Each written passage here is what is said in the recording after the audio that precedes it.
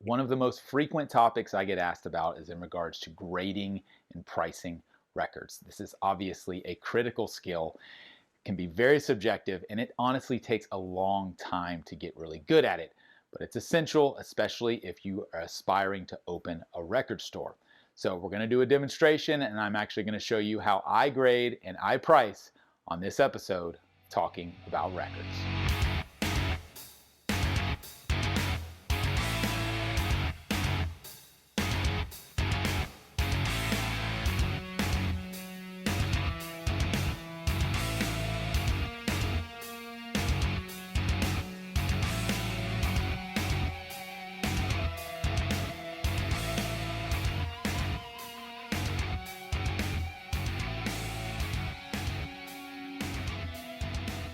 My name is G.I. Sanders from NTX Vinyl, a small chain of independent record shops in the Dallas-Fort Worth area. If you're not local, but you are in the U.S., you can shop online at ntxvinyl.com, and would love it if you would subscribe to our channel here on YouTube and follow us across social media, Facebook, Instagram, and TikTok. This is going to be what I hope is a very helpful episode in regards to grading and pricing. As I mentioned, it's a topic I get asked about all the time. It is very subjective. Obviously, everybody's ears and eyes are different. So what's very valuable to one person and what's in really good condition to one person may not be the case to someone else. So there is definitely a level of subjectivity here. But I'm going to give you my perspective based on the last couple years of doing this across many, many thousands of records. As it pertains to pricing, everyone prices different. Some people see what the very top of the market wants to pay, and that's where they're going to price their stuff. Other people tend to go lower and they want to move inventory faster. I like to split the difference. I like to find a middle ground where I'm pricing somewhat based on not only market value of what an album is worth, kind of, I guess you could say globally when you look it up online, but also based on simple supply and demand, what I know my customers and my local stores are looking for. And what they're willing to pay. So there's a number of different factors that come into not only the grading of a record, but then how you price it based on that grade. And as we get into the demonstration, I'll talk you through kind of my perspective on that, and then you can take it and kind of put your spin on it if it's something that you're going to get involved with. So let's dive into a demonstration. I'm actually going to show you. I'm going to pull up Discogs. I'm going to show you the records I'm grading, and we're going to go through and do it together. Let's get to it. All right, we are at my pricing station, or also known as my desk. I've got my laptop where I'm actually going to log some of these because I'm going to actually create the stickers that are going to go on the albums that go in my shop. I have got Discogs pulled up on an iPad. I've also got it on my laptop as well. We'll talk about the subtle differences between those. I have got a couple rags because if you're gonna grade records and price records, you're gonna need to clean them a little bit, most likely. I have got some anti-static and antibacterial cleaner. Just pick it up cheap anywhere record supplies are sold. And then I've got a couple different types of sleeves. I've got ones that are sealable. I've got some regular ones that do not have a flap, and then I also have some inner sleeves. So all supplies ready to roll here at my station. Let's dive in. I'm literally just going to start pricing records. I'm going to talk you through what I do. I figured this would be the absolute best way to do it. So the first two records I've got, I pulled out a couple that I thought would be good examples. Let's first of all talk about the easiest method to do this, and that is if the record has a barcode. The first thing you've got to do before you can grade or price a record is understand what it is you have in your hands. Now, if there's a barcode, that means it's probably 1980 or newer. If there's no barcode, it's typically older than that. But some newer pressings don't have barcodes either, because sometimes it'll be on a sticker or the shrink wrap that gets discarded. But in this case, this one has a barcode. So what I'm going to do is first and foremost start recording my screen so you can see everything I'm doing on the Discogs.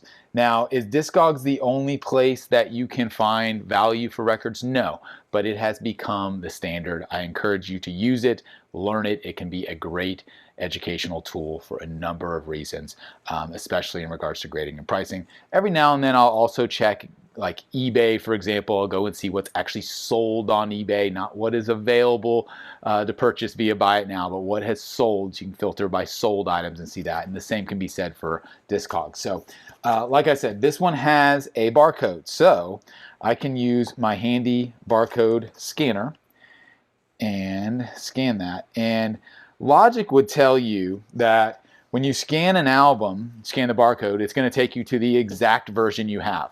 Well, as you can see here on the screen, I scan the barcode and we've got, it looks like about 5 or 6 different versions. You have the main release at the top, but it pulled up versions that it thinks will get close. Now, I noticed something unique on this, which is going to give me an identifier and take me to the actual version, and that is this stamp right here. You probably can't see it, but it is a club pressing stamp. I know that just from experience. When I see a stamp like that, I automatically know it's going to be a club pressing. So I know I can go to this second one here on the list, which is the 85 US club pressing. The other thing I could have done is looked at the dead wax. Now, by dead wax, I mean the very most inner circle around the label that does not have any grooves, which is why I'm touching it. If you get in the right light, you can see some etchings around there, and you can type in those etchings on Discogs, and that'll take you sometimes to the right pressing. Sometimes it'll just take you to a very similar list of pressings that are all related. So there's no real surefire way to get to the exact pressing other than visually looking at the labels and the jacket, which is what we're going to do. So in this case, I can flip through on the photo since I've got close, and I can see the number above side 1 that says R142050, the catalog number. I can match that right here, which tells me that this is the same one. Now there could be additional club pressings, but in this case, I'm just comparing the fonts and comparing the layout and making sure it's the right one. Because again, putting in the dead wax or scanning the code doesn't mean it's always going to take you to the exact right pressing. All right, so first and foremost, I like to identify what it is, and then I like to inspect the record. So in this case, I have the 85 US Club Edition of Rock a Little by Stevie Nicks. A couple things to look at here in regards to value, but first let's look at the actual record. In this case, I typically do 2 things. I use a dry cloth, and if there's any debris or dust, I will wipe the record. If it looks like the cover itself is really dirty and grimy, well, then I obviously wouldn't set the record on it. But this looks really clean. There's nothing wrong with this. So in this case, I really don't even need to give it a wet clean. But I will, for example, just a couple sprays. Again, I've already wiped any dirt and debris off. If I want to get it nice and shiny, this is a beautiful copy. I can tell you just from looking at this, there are no scratches, there are no sleeve scuffs, and certainly nothing you can feel with your finger. That's the biggest thing you're looking for, in my opinion, when you're trying to grade a record, is marks on the record that you can feel, because those are really detrimental. Because if you can feel them, that means the needle can feel them, and that's typically what's going to create a pop or a skip or even a sticking point to where it won't progress past that. So on this example, this is a very strong copy, VG plus for sure on both sides, because there are no marks or signs of play, which for a pre-owned record from 1985 is fantastic to see. So I'm going to set that here on one of my cloths, and I'll also show you. So this does have the inner sleeve, which is nice, bent a little bit. I typically do not increase or decrease value if there's an inner sleeve. There are a few exceptions to that. Bands like Kiss, which have very a strong collector base that like the complete package. So if those particular records come with the inner sleeve, then sometimes that can increase the value a lot. But most of the time, it's just added value and it's part of the package. And you're not going to price a record $5 higher or lower based on whether or not it has the inner sleeve, or at least I don't. Now, as far as the jacket, there's a couple things to look at.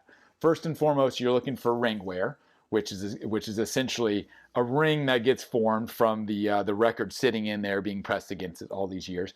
There's very little ring wear on this cover, which is nice, especially because it's a white cover. So a lot of times on white covers or solid covers, you'll see a lot more ring wear. I'll also look at the corners.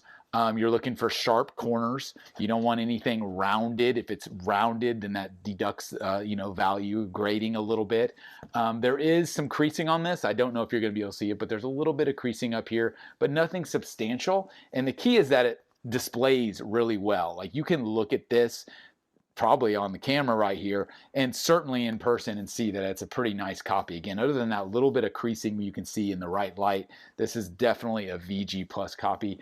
Even with that crease, I would not knock this down to VG Plus, just because it's pretty minimal, and again, it's not very visual. If it was hugely bent and you could see it, that would be a different story. But like I said, this displays quite nicely. So to my eyes, this is a VG Plus vinyl, and it is a VG Plus cover. So I'm going to, now that I know what I've got, again, I know what the pressing is and I know what the condition is. Now, how do I determine the VG Plus and the VG Plus? Well, like I said, this is very subjective. Grading and pricing is, and the only way you're going to kind of zero in on how you want to grade and price records is to do it. I can't imagine another way. Like, I can teach you, I can sit here and talk to you all day long, but the reality is you just got to go through hundreds and thousands of records, and you've got to do this, and that will give you the information you need and the experience you need. So now that I know what I have, again, I got an 85 US club press, and it's in VG Plus, VG Plus. So 3 metrics in regards to sales history that you see on the screen. You see a low, a medium, and a high. The low's at 3, the medium's at 7, and the high's at 24.50. I can also see that the last sold copy was on December 24th for $10. Now I can click on that and I can see a chart that shows fluctuation in value, and I can see that that last copy sold for $10 and was in VG Plus, VG Plus, and it even says it's in the original shrink. So pretty similar to the copy I have now, although mine's not in shrink wrap, but it's pretty similar. And then I can scroll down and see similar copies that are VG Plus, near mint, all in the $8 to $10 range. Now, if I go back to August 14th, there's one that someone, this is a factory sealed copy that sold for 18. Again, this is a pre-owned record, or at least a vintage record from 1985. So the fact that there was a sealed one, that brought a premium, right? So those are the types of things that are really good to look at, in addition to the low, medium, and high values. So that 24.50 on the very high end, that was probably another sealed copy that sold at some point in time, and that established that as the very high. The other thing, so those are the first things I look at. The second thing, or the third thing I look at after the low, medium, high, and the previously sold, is I look at what's actually for sale right now. So for me personally, I don't look at prices worldwide, because most people, or I should say a lot of people, don't buy records from overseas unless it's something very rare and expensive that you can't find here. But this is a pretty common US pressing. So I'm going to only compare to other copies available in the US. I do that by filtering this list. So these are all the copies that are available for sale, again, with buy it now prices essentially. I'm going to use the filtering options, and I'm going to go to ships from United States. So there are 13 copies available for sale in the United States. And then I'm also going to sort this by the highest price at the top, so I can see who's charging a whole lot and then who's charging a little. So you can see at the very top, you've got a mint copy going for $124.99. Quite pricey, but probably sealed, still a little crazy. And then you can go down the list and see the different grades and the different prices that people are asking. I'm going to go to the very bottom of the list, and you can see there's a $5 copy, but the grade is fair and fair. And then you can see the second one here from the bottom, VG Plus, as well as the third one, all at around $7 to $12. Now, again, that doesn't include shipping. So if you're going to buy an album for the, $7 plus the $5 or $6 shipping, you're talking about a $12, $13 album, something along those lines. So that's where I'm going to base my pricing. If I'm going to price this album, and I am going to price it right now, I'm going to put $10 on it. So I'm going to put Stevie Nicks on my price tag, rock a little. I'm going to put the year, and I'm going to put club edition, and I'm going to put $10. I think $10 is a fair price for this album, especially, again, looking at the ones you could buy online that don't have shipping added to them. And most importantly, the thing is when someone's in a local store, they can then be the determining factor, because they can look at the condition themselves, and they don't have to necessarily trust someone else. That's the difference between shopping local and shopping online, is that you can hold the album in your hands and you can be the deciding factor of, hey, is this really worth the $10? Is this really worth the $50, whatever it may be, based on the fact that you're holding it. So the customer has the benefit in the local store of being able to make that decision, versus online, they don't necessarily know who these sellers are. They don't know if they trust their grading. So there's a lot of kind of unknowns in online selling, regardless of looking at reviews and ratings. You can do the best you can, but in the end, there's nothing like actually holding that record in your hand at a record store. And so I don't mind pricing things that, take into consideration the shipping costs and all that, knowing that the customer is more than likely to want to walk out the store with it and buy it right then if they like the condition of it. So there you go. That's Rock a Little by Stevie Nicks. Let's do another. This is Elton John's Greatest Hits, Volume 2, 79 to 87. This is in shrink, although the shrink's a little torn. It's got an old price sticker on it, which some people actually like. I don't mind them. And this does have a barcode. So we're going to scan again, go down to the search bar, hit the UPC icon, and we're going to scan this record and see where it takes us. So, all right, similar thing. Now, I could have taken this record out, typed in the etchings from the dead wax. Didn't do that. This has a ratty old sleeve, so I don't keep ratty old sleeves on my records. If it's not a nice clean sleeve, this gets discarded. So I'm going to put that there, and I'm going to grab a clean inner sleeve, which again, I don't do on every record. Like you saw, the Stevie Nicks had a nice inner sleeve, the original one, so I left it. So I'm going to leave that here for now. Now, I could have gone and looked at the etchings, but for me, if there's a barcode, that's a shortcut, and I'm all about being efficient. So now I'm going to look and see if I can find, if I can look on the record usually, either on the record itself or on the back of the jacket and see what country it's coming from. In this case, don't see anything on the record, but I can look on the back of the jacket and I see Sunset Boulevard, LA, California, manufactured by Warner Brothers. So I'm pretty sure it's a US pressing. I don't see anything that indicates it's a club edition. So I'm going to skip over the club edition, which is the second one here. The first one you see, it says Canada. Then you got a club edition in the US. And then the third one here, you've got two different versions. Let's see if this matches. And if I go to, you can see that inner sleeve is actually there. Someone took a photo of it. And I'm matching this label right here, which again, I know it's gonna be hard for you to see, but this label is identical to what I'm seeing on Discogs. So I know this is the correct version. There may be another version that looks identical in a different jacket, but I know this disc matches, and that's what's most important to me. So I've found the correct version, right?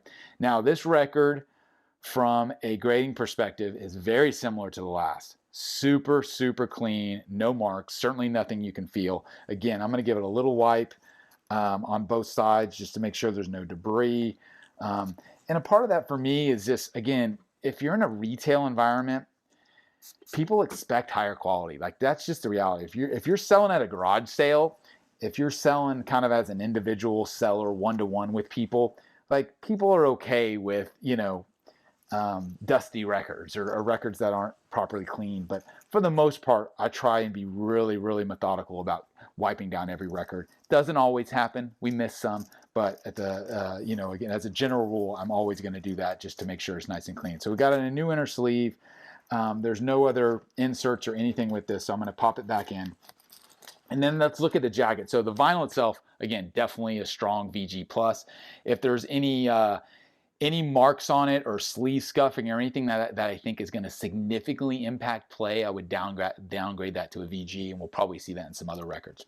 Now, the jacket, again, strong corners. This one's actually in shrink, which is nice. Even though this shrink is ripped a little bit here and coming off a little in the back, I would still keep it on just because it protects the record, and that's always a good thing. There's a little bit of kind of edge wear and shelf wear on this, but it's minimal, so this is the VG Plus, absolutely. So VG Plus, I'm going to put it in an outer sleeve, clear outer sleeve, and all right, now let's look at the pricing on it. So again, we've got our low, our medium, and our high at 6, 11, and basically 15. You've got the last sold, which I'll click on here, for basically 13. That's VG Plus near mint. You can go down and there's a VG Plus for $6. There's a VG and VG for $9. VG Plus for $12. You get the idea. We're right in that kind of $8 to $12 range based on what has previously sold. Let's see what's actually available now. So there's only 3 copies for sale. $25 in the US. Then you've got a copy that's $42 shipping from Italy. And then you've got another copy for $22.50 from the same seller, actually. So the only versions available are priced a little higher based on what the history shows. I would probably price this Because it's in shrink wrap, I would probably do this at $10 as well. Could maybe go as high as 15 based on those other listings that are a little higher in the $20-25 range. But the other thing that's important, is, and I mentioned this at the onset, is knowing your audience. Like I know because I sell a lot of Elton John records and I see a lot of Elton John records that I know how common they are. I know how many I have in my storage facility. I know how many I sell in my shops in regards to how frequently they move and what people pay. So that's definitely a deciding factor. Like you may have an artist in your area that sells really well that in my area sits around forever. Like that's only something you'll learn over time. And so for me, again, Elton John is a pretty common artist. He's got a lot of albums. This is the greatest hits. Some of his earlier albums, there's a couple albums, his self-titled album, which I think is in here, and Yellow Brick Road, those command a little higher price. But by and large, most of the 70s and 80s Elton John's records, they're $5 to $10 to maybe $15 records, and this one's going to fall right in that sweet spot as well. So I'm going to go ahead and price this one, like I said, at $10. It is, what do we say? Greatest Hits Volume 3. I think I said two earlier. So this is Greatest Hits 3. And again, I'm typing this right into my label template of the labels that I print out to go on the record. So I put the year on all of these, on all the pre-owned records, and then I'm going to put $10 on that one. Okay. So that's a record number 2. Let's try and find something with a little more interest. Okay, here we go. Here is a fantastic album, Joni Mitchell, Blue. Classic record. Let's see what the record looks like. It has the original blank blue sleeve, which is nice, so we'll keep that. Now this one has got some dust, and it's got some debris on it. Again, I'm not sure how well you can see this on the camera, but there is a little bit there. So this came with a nice clean sleeve, so I'm going to set it down there. Again, I'm going to use my dry rag, just make sure I get any debris off of there before I put any moisture on it. Wiping off the debris as much as I can. And then I'm going to clean the record with a little spray just to make sure that I'm able to see. That's the thing. By cleaning it off, making sure you get all that debris off of there, that's then going to enable you to see if there's any scratches or sleeve scuffing or anything that would affect playback and affect your grade and your price, right? So if I look at this in the right light, I see a couple of very, very light lines, which I typically will call hair lines. That means that it's visible to the eye, but you're probably not going to hear it. It may create a tiny bit of surface noise, but you're probably not going to hear it because, again, you can't feel it. If you can feel it, and that's called a feeler. If you have any feelers on there, then you've got something that you need to pay attention to. But in this case, this is a really nice, clean, shiny record with only a couple of very slight hairlines. So let's look this one up. I'm going to come back over Discogs. This is pre-1980, in case you didn't know. No barcode on this, so we're going to chase this one down. Again, I can go off the dead wax, and I'm going to do that this time just to do that as an example. So the thing about the dead wax etchings is you got to get it right in the right light. So I see MS-2038, MS-2038, which is the catalog number. And then in the dead wax, I've got more etchings, which is going to be 31218. Let's see if the dead wax will get us to the exact one. It'll probably just get us close. And then I've got RE-2. So let's see if I go this way. Sometimes if you put it in exactly, it'll give you where you want to go. All right, so I put in the dead wax etchings, and you can still see it's giving me tons and tons of options. How do you know which one to choose? You don't. You just got to pick one. So I'm just going to pick the first one, and now we're going to go on a label matching game and try and find the right label. So in this case, all it did is it took me to the master release, right? So now I'm on the master release. I've got to hit See All Versions. I know this is a US. It's got Made in US right here on the Reprise label. So again, I'm going to filter by country. There are 66 different versions of this album pressed in the US, logged into Discogs. Now, I only want to see LPs. So there's 32 that are vinyl records, and I've got it constricted to country and LP. So here we go. So now I'm left with all these different versions to find. Well, I know this is an older version, so I'm going to start kind of at the top and maybe see if I get lucky. This is a gatefold. Sometimes that'll tip you off. This is the gatefold jacket. So I'm going to go through and scroll through and see if I can match this label. And I can tell you right off the bat that pretty sure this is it. Now, there's a lot of different pressings of this that look really similar. And a lot of times, if I know I'm really close and there's others that are really similar, I'm just going to go with my gut because they're probably all priced very similar. And a lot of people don't even know the difference or care the difference between those minutia differences in the pressings. But in this case, I'm pretty confident this is the one. So, all right. So we've got a VG Plus record.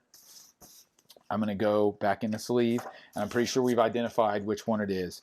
But let's look at this jacket because this is the more interesting piece on this one. So we've got some ring wear. This is what I'm talking about. You can see this kind of halo effect. It's a little more visible up here. This is a cover in particular that's very prone to ring wear. You can really see it on the back. So this definitely devalues the record as a whole. Not drastically because it's still a nice cover. I've got a little bit of a peeling here on the cover. I've definitely got some shelf wear all around, shelf and corner wear. Those are terms that you want to get used to using, especially if you're grading records. But overall, there's no splits. The spine is intact. There's no splits of the jacket on any side. So this cover is probably a VG. VG plus maybe. I probably wouldn't put it a VG plus, but a strong VG, right? So VG, but on the higher end of a VG. The gatefold is nice. It's a little dusty, honestly. So I'll wipe that off if I see any dust. The corners up here, again, you've got just a little corner wear. But again, a strong VG with a VG plus vinyl. So let's see where this puts us in regards to Joni Mitchell Blue. All right, so our low, our medium, high, I'm just going to round up. We got 10, 37 or so, and then 90, right? So we've got a pretty wide range from 10 to 90. So if you're new to this, this is the type of thing that scares people because people go, oh, well, there's a record that sold for $89, so I'm just going to price this one way up there and it should sell, right? That's not how this works. That copy at $89, again, was probably sealed, which is a very hard thing to find on a record that came out in 1971.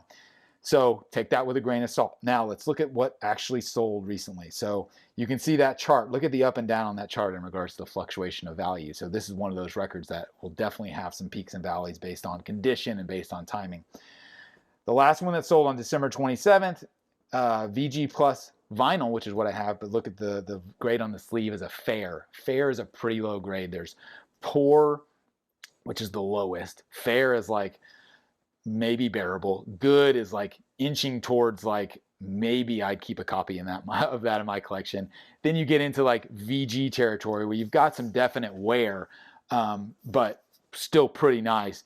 And then VG Plus would be like this would look pretty super clean, right? So fair is a pretty poor grade. So $35, but with a fair jacket. But then you scroll down, you got a VG Plus and a VG for $40. Well, that's what I'm saying my copy is. I'm saying my copy is VG Plus on the vinyl and VG on the jacket.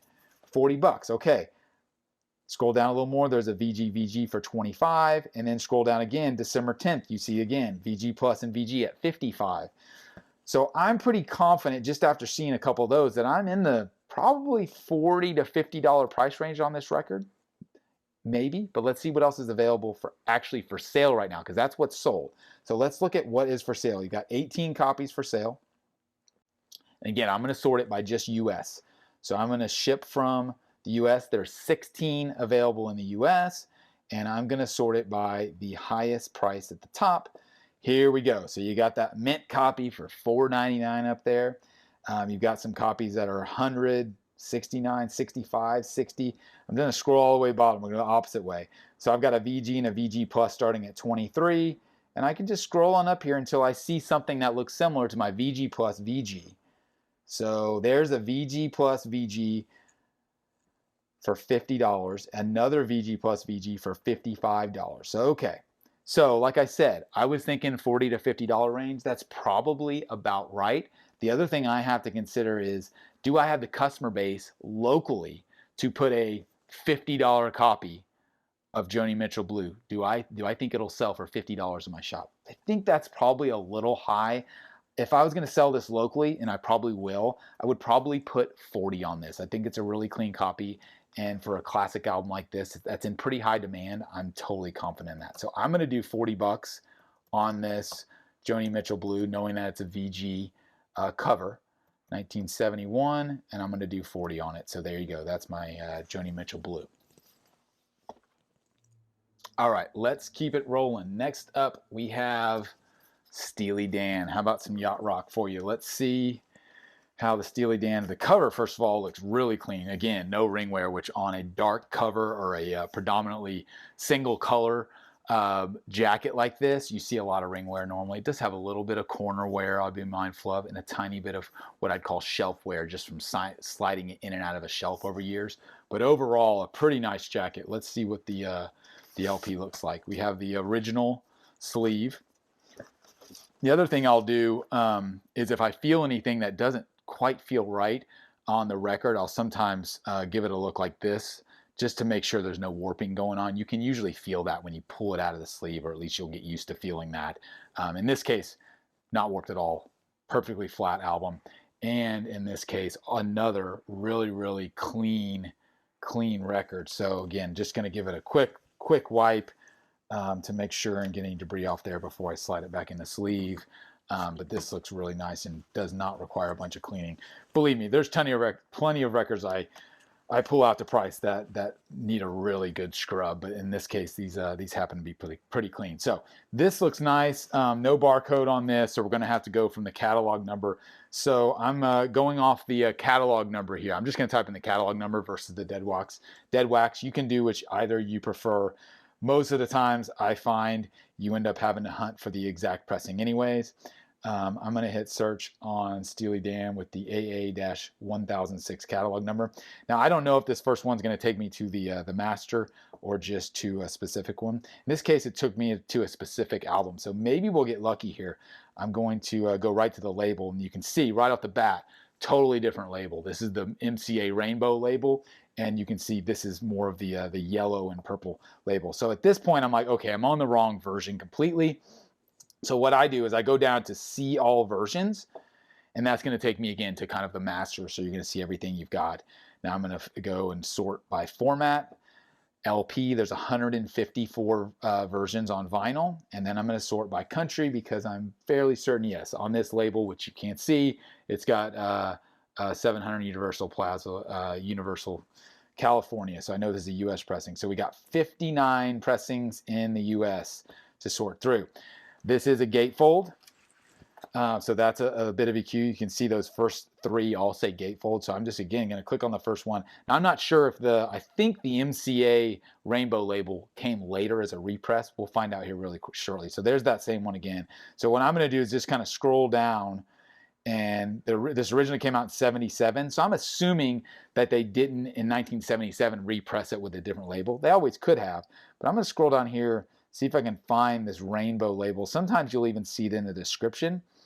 Let's just try another. Now, there's a lot of different pressings of this one in 77. Let's see. They did the Rainbow label. Nope, this is that same one. So I think this is going to be a little bit of a later reissue. Let's see if I can get to. So let's see. Maybe it's a 78. Again, several of them mentioned gatefold, but that's not necessarily helping me right now. Nope, the 78 is still that label. How about... it's not a club edition, I don't believe. Let's see what the club edition label looks like just for reference. Now, see the...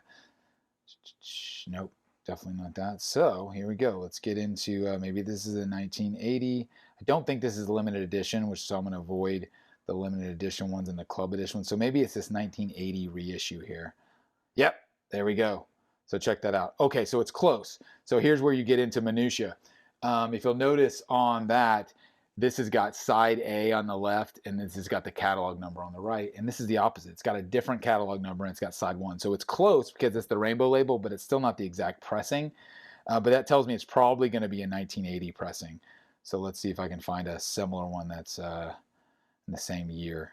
That one does not have photos of the label, so I'm not sure if that's going to be it. Let me try this one. Here we go. Nope, that's the same thing. Side A is on the left on my label. It's on the right. So you can see how this can get time consuming, right? So I'm just going to keep clicking through, trying to find this right one. I think that maybe is the one I just clicked on. Let's go into maybe an 82 reissue has the Rainbow label. Let's see.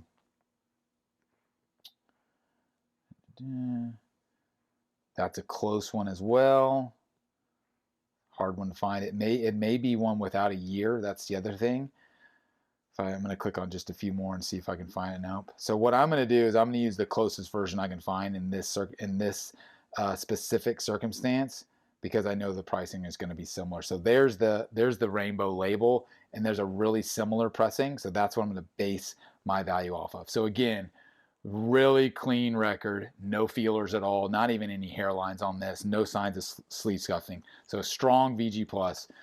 The inner sleeve is in nice clean condition, as you can see, and as we kind of previously discussed, the jacket is quite nice too. There's a little bit of corner wear, the spine is nice, no splits, no ring wear at all. So again, really strong VG plus copy across the board on this one. So let's see what the going rate is on Steely Dan. And this is one in particular. Steely Dan as an artist has fluctuated a lot over the years. The last couple years have gone up a lot in value. So you got a $8, a $32, and a $50. That's our low, medium, high.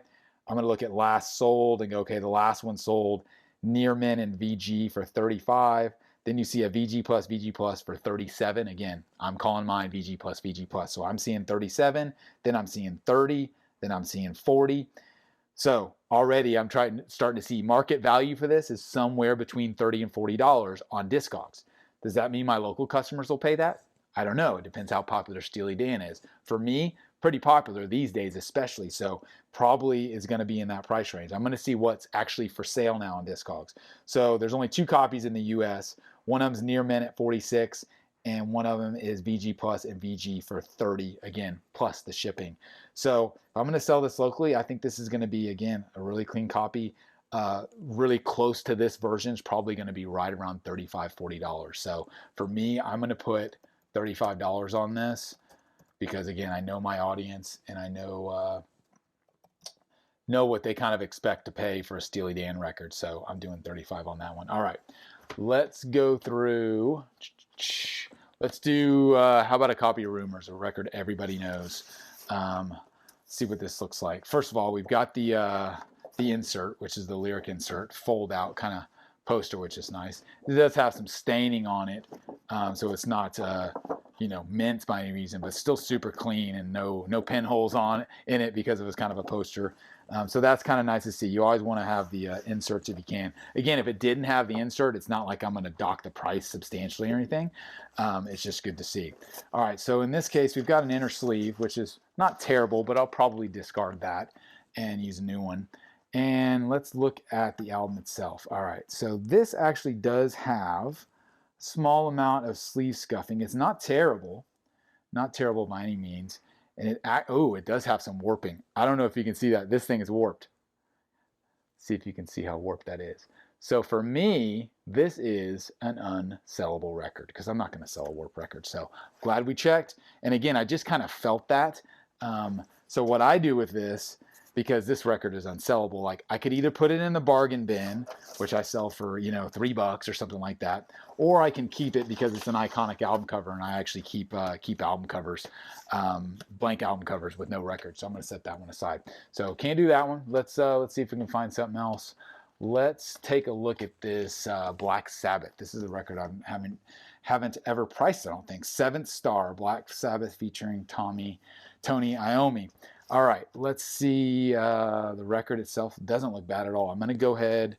No barcode on this, so I'm going to plug in. We'll do the dead wax on this one. I just want to show you some different ways to look it up. You can look up the catalog number. I'm going to put in the dead wax, which is W1-2533, 2533, and 7A-1A. 7A-1A. All right, nothing there, but that's probably because I put that on the end. Let's see if I got it right. 25337A-1A. It's not even finding it with that whole thing. But if I back up a little bit and just stop at the 2, which again is just the catalog number. So a lot of times the dead wax that people are going off of is the same as the catalog number. So I wasted my time trying to get that right in the right light to look at that, because all it's going to do is pull up the same version. So this pulls up 2 versions. They both say club. Now what's interesting, I'm going to grab, let me see what this inner sleeve looks like. I'll probably just grab, okay, that's got a printed inner sleeve, which is really nice. and it's actually really clean, so I'm going to set it there. Club pressing, right down here at the bottom, you can see manufactured by Columbia House under license. So this is one of the old school Columbia House pressings that you got for 10 for $1 or whatever, right? So I can click on this first one and let's see if it matches our label. There's no pick of the label right there, unfortunately. If I go back, I'm going to lose the search. So what I'm going to do is go back to see all versions. I'm going to sort by only LPs, and I'm going to go ahead and sort it by Club Edition, and that'll take me back. So now I've got my 3 options. One of them's in Canada. I believe that first one is the one I clicked on. Let's see. This one doesn't have a pick of a label. This one may not have it either. You never know. There we go. This one's got the pick of a label. But I can tell right off the bat it's different because the font's different. Again, this is going to be hard for you to see, but the produced line, produced and engineered by Jeff Glicksman, it's much smaller here. So I know this is not the exact one, which tells me that other one that didn't have the photos is probably the exact one. That's all I have to go off of, right? So if I go to this second one here, the second one, all it has is the photo of the cover, but this is probably my one. So, all right. So I've identified what it is. I want to give it a wipe down. This actually looks really clean, which is nice. Kind of cool. It's always cool coming across a record that you don't see all the time. Like, that's one of the fun parts. Like, typically with stuff like this, Sabbath record, I may throw this on and just listen to it just to enjoy it before I end up pricing it. And sometimes I enjoy it too much and end up keeping it, but try not to do that too often these days. All right, so I've got this cleaned up.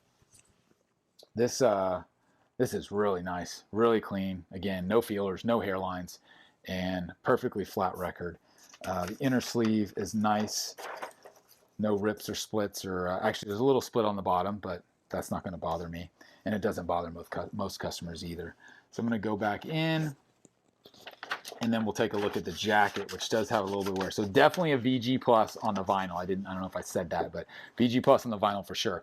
Now the jacket's got a little ring wear, a little bit of creasing, and yeah, some more creasing up here. It's got some kind of shelf wear all around and a little bit of corner wear. So probably, again, a strong VG, a little bit of ring wear on the back, strong VG to VG plus. Like, again, displays really nicely. There's nothing that in my opinion is going to deter my customers from buying this type of record. But believe me, there's plenty of stuff where I see it and I'm like, I don't want that in my shop because it just doesn't look retail ready. This, for a 1986 club pressing of an artist like Black Sabbath, definitely still sellable in this condition.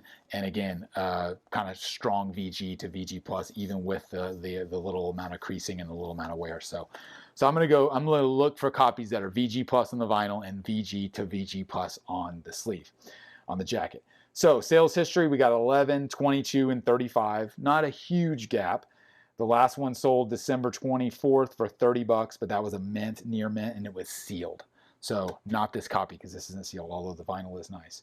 But you can go down and see near mint VG around 30, then near mint 22 for VG, near mint VG 22.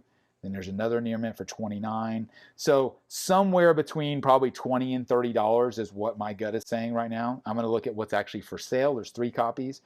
The only 3 copies are a VG at 23, then 2 near mint VG pluses for 40 and 60. So again, I don't have a near mint or a VG, close to a VG plus jacket. So mine's somewhere between those bottom 2 at the 23 and the 40. Split the difference. This is a $30 record right there. So what I'm going to do is type this up. We got Black Sabbath 7th Star 1986 Club Edition, and I'm going to put $30 on that. There you go. Another one complete. So this is it, man. Rinse and repeat all day long as much as you can. You will learn so much doing this, going through Discogs, learning about the different pressings, learning how to establish an expertise and an eye for different quality, whether it be the LP itself or the jacket or the whole complete package. But like I kind of mentioned, there's just no way to do this other than doing it. You've just got to go through hundreds and thousands of records. And the further you get along with that, the more confidence you'll build, the more educated you'll become because you're looking at all these. You got to keep in mind a lot of this, after years of doing it, I don't look up a lot of records anymore because I already know what they're going to be. Like I could have told you this was going to be a $10 record without even looking it up. I look at it from a condition standpoint, and then I can price it kind of blindly because I've looked these up so often and so many times. So it does get easier, it does get faster. But man, if I go back to when I started NTX Vinyl about 4 years ago, it was taking me a long time to grade records, and I didn't know any other way. There was no tutorials, there was no YouTube about, at least not in detail, that I found that was very specific and was going to teach me how to do this. So it really is trial by fire. You just have to jump in and learn how to do it based on going through Discogs, looking at value, again, knowing your customer base. Sometimes what people will pay online is not equal to what they'll pay locally.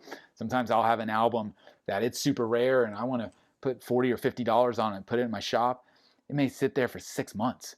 I could pop it up online, it would move in 6 hours because there's a much bigger demand online. Now I got to pay Discogs fees if I'm going to do that. Then I got to ship it.